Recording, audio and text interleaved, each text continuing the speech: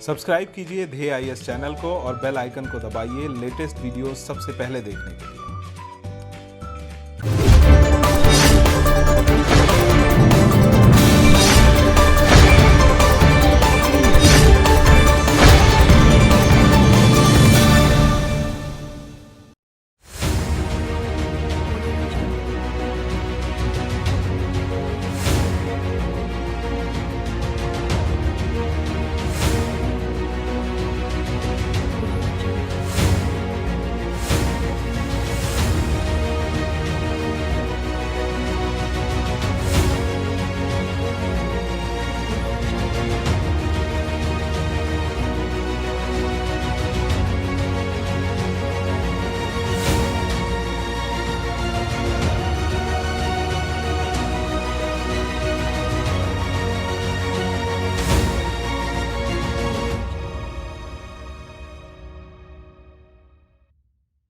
भूकंप, जिससे आए दिन न जाने कितने लोगों को अपनी जान गंवानी पड़ती है। हजारों लोगों को अपने घरों से बेघर होना पड़ता है और न जाने दुनिया में कितने देश भूकंप की वजह से आर्थिक संकट का सामना करने को मजबूर हो जाते हैं। सैकड़ों सालों से कितने ही वैज्ञानिक और शोधकर्ता भूकंप की सटीक भविष्यवाणी करने की जद्दोजहद में लगे हैं, लेकिन कोई भी अभी तक इसके सटीक अनुमान लगाने में सफल नहीं हो पाया है। सटीक अनुमान या भविष्यवाणी के अभाव में जिंदगियों को बचाना एक चुनौती से कम नहीं है। आंकड़ों पर गौर करें तो पिछले 30 सालों में दुनिया की सबसे बड़ी आपदाओं में 2 आपदाएं भूकंप थी। इनमें से 2004 में आए भूकंप और सुनामी की वजह से तकरीबन 2,20,000 लोगों ने अपनी जानें गंवाई थी। इसके अलावा साल 2010 में हैती में आए भूकंप की वजह से तकरीबन 1,60,000 लोगों को अपनी जान से हाथ धोना पड़ा था। संयुक्त राष्ट्र भूगर्भीय सर्वेक्षण की एक रिपोर्ट के मुताबिक पूरी दुनिया में भूकंप के चलते साल 1990 और 2019 के दरमियान 9,23,000 लोग मारे गए हैं।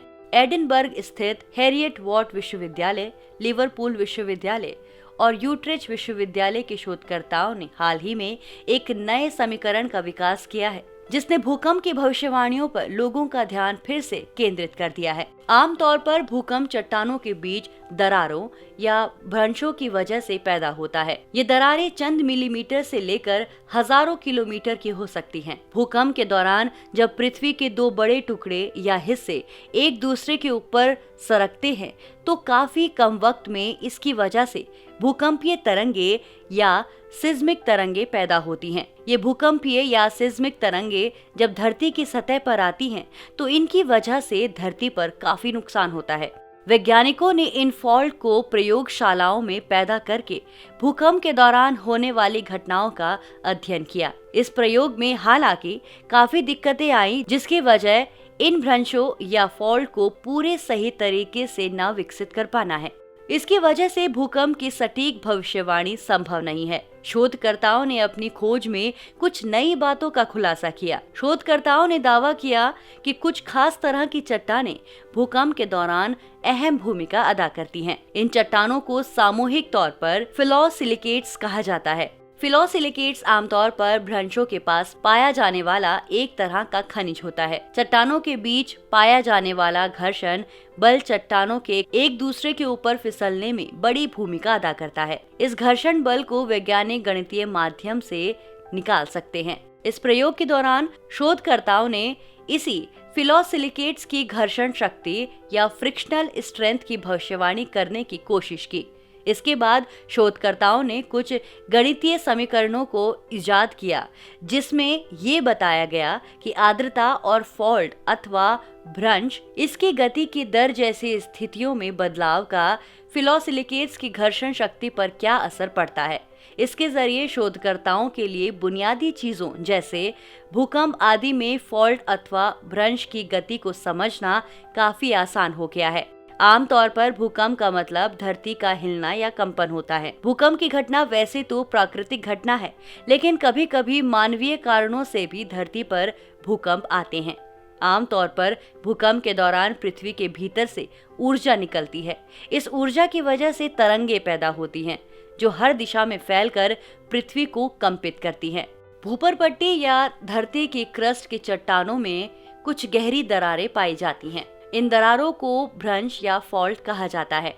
ज्यादातर ऊर्जा इन भ्रंश के किनारे से ही पैदा होती है। इन भ्रंश के दोनों ओर चट्टानें एक दूसरे के विपरीत दिशा में गति करती हैं। चट्टानों के एक दूसरे के ऊपर गुजरने की वजह से घर्षण पैदा होता है, जिसकी वजह से धरती के भीतर ऊर्जा पैदा होती है। यही ऊर्जा जब धरती के भीतर से बाहर की ओर चलती है तो धरती पर भूकंप आता है। भूपर पट्टी के नीचे वो स्थान जहां कंपन शुरू होता है उसे भूकंप का उद्गम केंद्र या फोकस कहते हैं, जबकि उद्गम केंद्र या फोकस के भू सतह पर उसके निकटतम स्थानों को अधिकेंद्र या एपिसेंटर कहते हैं। भूकंप से निकलने वाली तरंगों को भूकंपीय तरंगे या सिस्मिक तरंगे कहा जाता है।